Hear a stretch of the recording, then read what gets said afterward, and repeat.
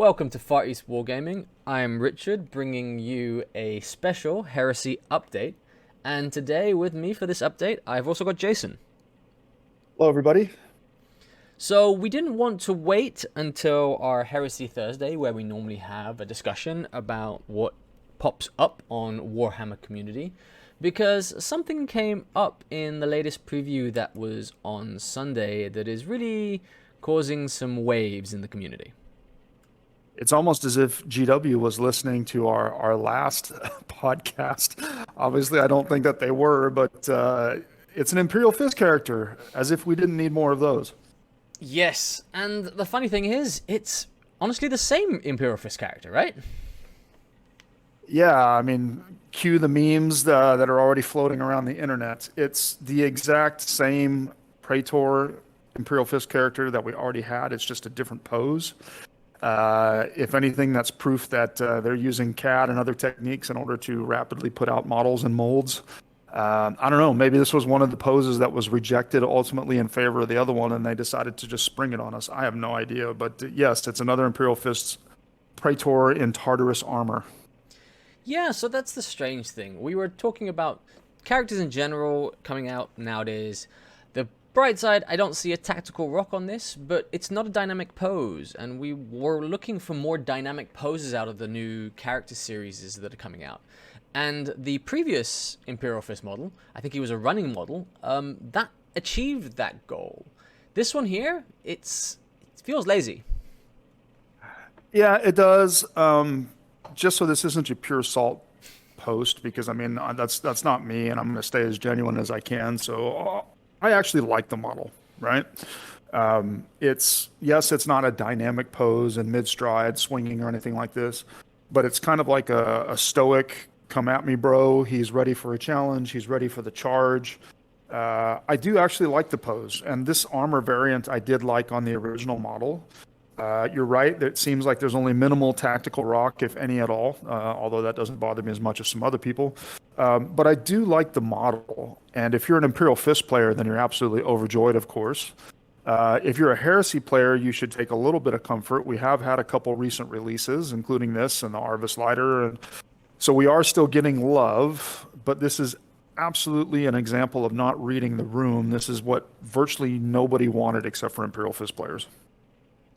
Well, look, I can't fault the detail in the model as well. The one thing that I think is general consensus is that we didn't need another Imperial Fist model. This one here does look great. If this was more generic without all the insignia, or was easy enough to modify for other legions, it's a great standard basic pose for a Tartarus Praetor. I think it's a Vigil Shield in this here, could be easily swapped out if they gave you options for another arm or another hand, or consider it a boarding shield or a combat shield. Yeah, I mean, I do like the model for that reason too, and you're right. I mean, conversion on this is going to be really tough. There's the iconography that's all over the chest, all over both of the legs, on the shoulder pads, the sword itself on the hilt. It's going to be tough to convert. I think that is a bit of a miss. Maybe they could have toned that down just a tad, and then it would be easier. I don't know. I mean, we didn't need this. There's so many different things that we need right now, and this is absolutely not it. And I do have a tinfoil hat theory if you want to hear it. Well, we always like our conspiracy theories here. It's kind of what the community is all about, really. I think that this is a bone that was thrown to us because if we go all the way back to Warhammer Fest when they had that reveal of the release schedule for the rest of the year, and in that release schedule they said more characters in resin coming from Forgeworld. We know that Imperialis has been pushed back. We know that they're having trouble with the warehouse and the logistics and fulfilling orders and refilling stockists and all these different kinds of things. I think this was throwing a bone just so that they can say that they've been following the release schedule. We absolutely didn't need it. And if they already had, again, the CAD drawings on hand and they could easily manipulate it, or they already happen to have the molds or whatever else, boom, simple. See, GW can say, we did what we said we're going to do. So that's totally my theory on this. But those are like the only positives that I can actually bring out of this reveal. And there's so much negative salt that I can probably bring to the table as well in just a moment. Well, the honest thing is, it's 100% clear right now that Games Workshop and Forgeworld are using CAD modeling, CAD design. So all of these models are in digital formats for them, and they're manipulating them. The question really is, how hard would it have been to do this for the Raven Guard, the Salamanders, just anybody else? Because even if you say that this is because they had the model ready and they had the mold ready, they don't have production line levels of molds ready sitting around to produce this in the thousands that may be ordered in this. It's still a whole process. Why choose your boys in yellow for this when every week you seem to be releasing something new for the boys in yellow that nobody really wants or needs? Well, you definitely didn't need another version of the same character, right? I mean, usually if you're going to buy something new, you're going to buy something that's like, the new Vigilator model, right? Or the new Praevian model, or, one of those HQ choices that you don't have a model for that you normally have to convert, or one of those legions that doesn't have, like you said, doesn't have a Praetor model or character models available yet. I just don't get this for any other reason other than my tinfoil hat theory, because from a business perspective, people aren't going to buy the same model again unless they're absolute fanboys or fanatics or they want to complete their collection. It doesn't fit into the other legions easily. Like you can't convince me that this is going to sell better than a squad of plastic assault marines or breachers, or a character model for the Raven Guard or for the Iron Warriors or for the Iron Hands. You can't convince me that it's going to sell better than so many different things that we've absolutely been screaming for such a long time. I truly don't get this one whatsoever. I'm not as salty about it, but it's just a pattern, right? Cerastus Knight, Arvis Lighter, this guy. It's like you keep feeding us the stuff that we don't want. And in my Instagram, when I put a post about this, I told somebody it's almost like I feel like I'm in a Black Mirror episode where, the corporate overlords keep telling us this is what you want when everybody keeps saying, no, actually, we don't want that. I don't get it. It's almost surreal in some ways, or it almost feels like GW's taking the piss. If I'm honest, I would have been more happy if they just released, resin breacher upgrades, like they've done the resin destroyer upgrades there. Yes, it would give us the answer that they're not going to give us plastic breaches, number one. We'd have access to breaches just easier, and most likely in Mark 6, which is another sticking point about this. But even just Legion-specific upgrades, there's so many Legions that need their specialist upgrades that aren't really there or haven't been updated to the latest edition. Hell, even the stuff, give us some nice Inducti parts. Absolutely, give us anything but this, and especially if it's Legion generic, it's going to sell because people need it. I would even have been happier if this was more Imperial Fist Legion upgrades that is filling a hole in their list, like, Solarite Power Gauntlets aren't exactly easy to find. I would be less salty about that than this model. I truly, truly don't get it. And I just kind of shook my head and just smiled when I saw this thing, because at first I thought it was a joke. I'm like, what, is it April Fool's in August? But it wasn't a joke. I mean, it's really being released. Well, we'll see how it comes. I think you're right in the sense that we have been covering the Legion Imperialis release schedule and how it has now been delayed, which is a disappointment because it was something we at Far East Wargaming were actually really looking forward to, especially trying to include the whole new rule set in an upcoming narrative campaign we're looking to hold. But I guess they had production issues, or it must be something to do with the new warehouse that Games Workshop has in the UK, and it's not fully up and running correctly. But that surprises me also, because they're not a small company. They're publicly listed. They're making millions or hundreds of millions here in profit. How do you mess up something as vital as logistics? And even if you do, how do you let that become such a hump in the road for everything you're releasing? Yeah, I do give them a little bit of slack, only because I've sat through an SAP implementation at my work, through customer order fulfillment systems at my work, at new logistics systems or a new warehouse, I give them a little bit of a pass on that. What I don't give them a pass on is keep releasing models that we don't need versus what we do need. Like if this is considered one of the core games and you want to see it succeed, and based on the amount of releases that you've had, it seems to be doing okay. Obviously, we don't have access to the data on sales or anything like that, but it seems to be okay. Why do you keep releasing what we don't need versus what we do? Like, there's no way that you can convince me that the Cerastus Knight or this model is going to outsell plastic breachers or plastic assault squads or Mark II revamped or Mark III revamped, all these things that they've hinted at.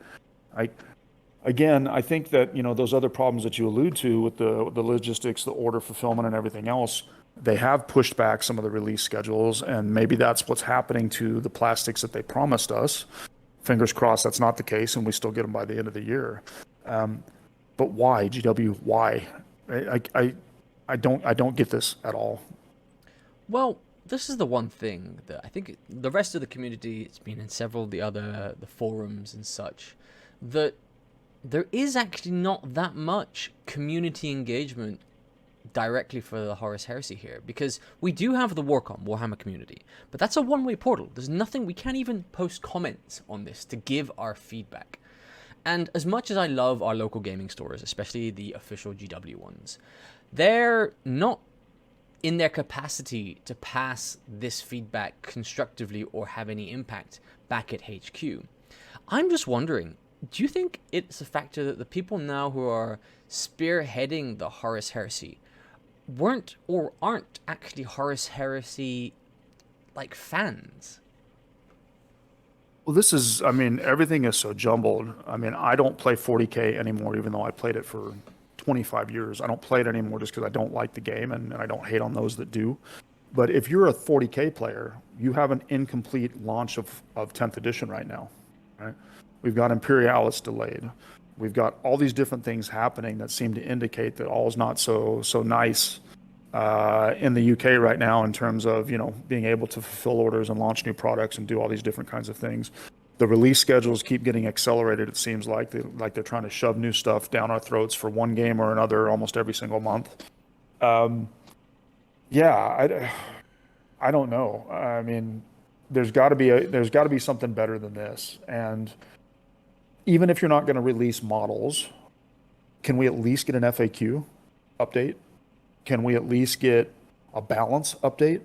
You've had more than a year now of the game being out into the wild. Why would it be so hard to kind of address a couple of the real big issues that we see with the game right now? Such as bikes and jet bikes being almost worthless, flyers in a really bad place, shooting reactions being overdone and overly powerful, the oppressive Imperial Fist builds. Give us something, right? Besides just more of these models that don't serve a really big purpose in my mind in terms of the overall health and growth of the game. I see what you mean about the FAQs and addressing these issues, but I want to take a different tact on that, because to me, I think they've even shown already that they have no incentive of making the game, in a sense, less deadly, because that's quite clear with the way they've released their new missions in the Siege of Cathonia. They're 4 turns. To get 4 turns to have actually some fun, it has to be extremely deadly, and it has to be extremely aggressive. So the tactics are taken out of it, as opposed to literally just putting death and fire on the field. Well, you solved one problem. You traded one problem for another. And what I mean by that is you're absolutely right. To play 4 turns, you've got to be aggressive. You've got to be deadly. You're going to lose a lot of models. Hence, you're going to need bigger armies, blah, blah, blah, blah, blah, blah, blah. But then the other problem that you've actually created is people don't necessarily want to play just a 4-turn game. I get it, the whole more Warhammer more often mantra that they have at Games Workshop, and that probably also factored into these 4-turn missions. But for most Heresy players, we were perfectly fine with 5 turns, with a possibility of a 6, or even a flat 5-turn, or 6 turns. Right? Because if we're going to just move to this, playing games very fast and this kind of thing, it totally actually changes the nature of 30K and kind of makes it lose a little of what's so special about it versus 40K. yeah, again, I don't necessarily get it because, on a 6x4 table, a 4-turn game, some armies aren't even going to be able to do much with a lot of their units unless they've just built lists that are very aggressive and very mobile. Um, yeah, I don't know. I mean, my other kind of tinfoil hat theory is maybe we don't get the FAQs and we don't get the balance updates and things like this for Heresy because they've got all those resources working on 40K or working on their other games that they're wanting to put out or Kill Team or whatever else. And it feels like ever since 30K kind of rolled under the umbrella of Warhammer, of Games Workshop, the main body, rather than being its own kind of standalone thing under Forgeworld, it just kind of feels like you're right from a rules perspective. It's actually suffered, in my opinion, on some key things. I think that generally, from the rules perspective, the second edition, we've seen it shift closer to what 40k is, especially with the out of turn actions that we're getting that were never featured in the first edition because we were based off 7th here. So that added a whole new dynamic, and it's something we've got used to. But finding that very fine balance for this is problematic, and I think always will be. And it's very hard when you have an evolving game system where they keep releasing new units, be those exemplary battle units or just new units in books, things like this, to fully look at all of the ways that the community and just the min-maxes and the guys will combine these. And that's what killed the previous edition of 40k.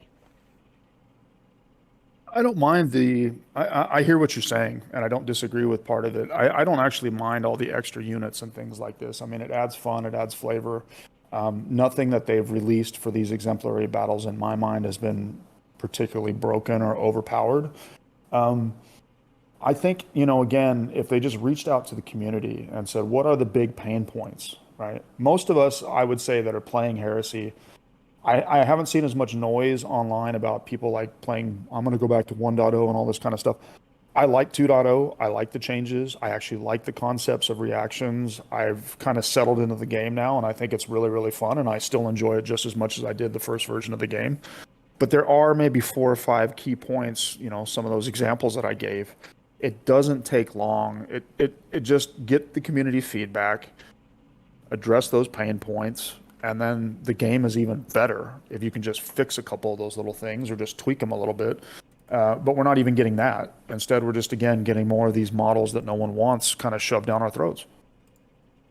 Well, let's talk a bit about another of those models which we saw, which was the Solar Auxilia, the Arvis Lighter. Lovely model. Can't fault the model. To me, it looks beautiful. But who's it for? Well, it's for the Solar Aux, if you are a Solar Aux player. And I think, again, focusing first on the positive, yes, you're right. It's a beautiful model. The update that they've done to it, it looks more crisp. The corners look better. It looks like it has a bit more detail. So I like that. It's a cool model. It's kind of been a beloved model in the community for a long time. And the other positive sign is that it seems to indicate that, yes, the Solar Aux are going to be here to stay, or maybe they're going to do more things with the Solar Aux, because otherwise, why would you release this model? But yeah, you're right. I mean, it's not like there's massive amounts of Solar Aux players out there, because until they do something to address it through plastics, it's just such a cost prohibitive army to play. And these Arvis lighters are now even more expensive through Forgeworld, and you need more than one of them. And it's on top of an already expensive army. Yeah, I mean, again, I'm happy for the Solar Aux players, and I wish we saw more people playing that army. But until they do something with it in plastic, it's not going to be very popular, just because who can afford to drop 1,500 pounds or 2,000 pounds on just the models, right? Because those infantry tercio squads are not cheap. The characters are not cheap. It's a lot of painting. It's a lot of assembly. There's just so many downsides to it. Yeah, I mean, I like the model. If at some reason I have money burning a hole in my pocket, or I ever decide to do Solar Aux, I'll definitely pick some up. But again, you can't convince me we're going to sell more of those than those things that we're screaming for. Yeah. To me, I think we've got a release of a new army later this year that was hinted at, and I think it's quite safe to bet that's probably going to be Solar Orcs, hopefully in plastic, but honestly might be in resin again. The thing I have about these any vehicle now that GW releases in resin is just the historical pain we've had with larger, big, bulky resin models and getting them to fit perfectly. When you have, and I'll say this, you sport us now with showing that you can take all of these into plastic. Just, I take an example, the Sicarans. I love the model. I think it's a fantastic model. In resin was a pain in the butt to get to align correctly without significant sanding, milliput, and all this stuff. The plastic one fits like a glove. Yeah, what's interesting, more tinfoil hat stuff. The Solar Aux, a lot of it actually dropped off of the Forgeworld website there for a little while. And then I just happened to be poking around on the website, I think it was yesterday. And it seems like everything's back up. So at the same time, the Arvis lighter, again, I don't know if they just had a hiccup and a lot of stuff went out of stock and it is now finally coming back to it. But most of it is still there on the website. So yeah, you could be right. Maybe that is the new army that they're talking about. It's not really the new army per se, unless they're planning on releasing some more stuff to go with it. But even for the Imperialis preview, we saw this new heavy walker. So perhaps that could be what's coming for the Solar Aux, along with some other models as well. I don't know. But I mean, again, unless they're going to make a big switch to plastic, I don't think that's going to drive many people to play that army. It's just so much work and so much money. Well, that's it. It's not exactly a horde army, but it's not a it's not a high points cost army there when you're running just the general troops. It's a bit like running an upscaled militia force. And if you imagine having to buy a militia force 100% in resin, the cost, the trickiness, the weight, and just the transportation of it just makes it unattainable for honestly 90% of gamers, and definitely puts off newcomers, which is what we're trying to attract into Age of Darkness and the Horus Heresy right now. Oh, I mean, look at the Deathcore Krieg. I mean, that's a great example of how just one box can actually make them appear a lot more often. I mean, I've seen a lot of people taking those Deathcore Krieg models now that they have in plastic. You've got now a relatively more viable, less expensive, easier to assemble core for your army, and then you can still mix in some of the Krieg. The command squad, I think, is still available through Forgeworld and stuff like that. Even one box of just the basic Solar Aux troops, and maybe with a sprue of the weapon options to give them the axes, to give them the flamers, to give them the mass Volkite, etc. I think that would be really, really cool if that's in the plans for the end of the year. But I mean, I don't think we've heard any news anywhere about that being the case, about this mystery army that they've promised us. Yeah, you're very right. And I do hope that releases for Forgeworld are a bit more open, because the last one on Sunday was really snuck in there. It was very hard to find unless you were looking for it. It's definitely not on the section for Horus Heresy on the Warhammer Community page. I had to go digging for it through some of the links we've been getting in our various groups for this.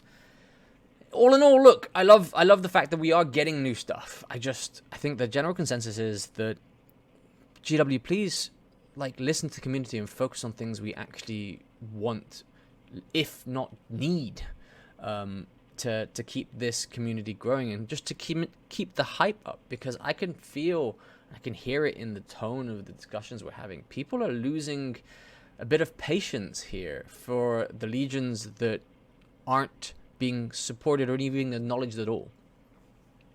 Yeah, and it's a real shame because, I mean, I can't speak for everywhere, obviously, but at least here in Malaysia, we saw an influx of Heresy players away from 9th edition 40K. A lot of people were kind of getting fed up with it. Even with the release of 10th edition, you're still seeing a strong interest in Heresy because for all the promises and everything else, yes, the game has been changed, but fundamentally, 10th edition is very much like 9th edition. At least that's what I've been told. I haven't played it, so don't quote me on that, but that's what everybody's telling me. And it's, to your point, yeah. I mean, you have people desperate for a lot of this stuff. They would stay invested in Heresy. It would draw new players if we could just get what we wanted. And if I'm GW, I mean, I can understand it. Sifting through all the salt and all the hate online and everything else, yeah, I'm sure it's a lot and it wears you out and everything else. But I promise there's these pockets of reason where there's people, like us, that are just trying to point out, hey, come on, this, and this. It's not us whining. I mean, these are fundamental core units that we need. These are fundamental questions with the rules that need to be quickly addressed. This is a fundamental broken, potentially Bride of War or unit or whatever else here and there. Give us that too. And I promise, I mean, we're going to stay engaged. You're going to still recruit new players. Just give it the proper level of support. Don't call it a core game when I see less Heresy on the shelf in most places than I do for Kill Team, or for some of these other game systems. Again, to me, I don't understand the business logic behind it. But hey, if we had access to the sales data, maybe we would be totally wrong. Who knows? Yeah. Well, honestly, for this quick Heresy update, I think we've covered everything we really wanted to touch about. We will be bringing you another Heresy Thursday this week, and we will be going over everything to do with their announcements for Legions Imperialis. We have been letting them pile up for a couple of weeks, so we actually have a bit of meat to dig into, because they are really trickling out the articles week on week on their Heresy Thursday releases. And so we just wanted a bit more of a discussion topic for the coming Heresy Thursday here at Far East Wargaming. Yeah, and give us those comments. Did you like this model drop? I mean, do you agree? Do you disagree with what we're saying? Feedback is great, keeps us going. We do respond to all of your comments. Also very excited to say that hint, hint, you're going to be seeing our next battle report coming very soon, and it's going to be Primarchs on the channel. It's going to be a little bit bigger size game. We know you're going to like it because it was actually a really fun one to play. But yeah, we want to keep giving you content as much as we possibly can, and this was a good chance to actually give you something out of our normal cycle of Mondays and Thursdays. Well, look, from me, Richard, at Far East Wargaming, thank you for tuning in to this Heresy update. We'll be bringing you little Heresy updates as and when we think they're warranted with the reactions from the community, but we will try and be having our regular releases on Mondays and Thursdays. Yep. Thanks for the time. If you're still listening, like, subscribe, comment, all that jazz. Come and visit us on Instagram. Really, really appreciate you guys sticking with us. And for those of you that have been subscribing and everything else, we really appreciate that as well. It's a lot of motivation to keep going. So from me, Richard, thanks for tuning in, and I shall see you next time. And as always, happy wargaming.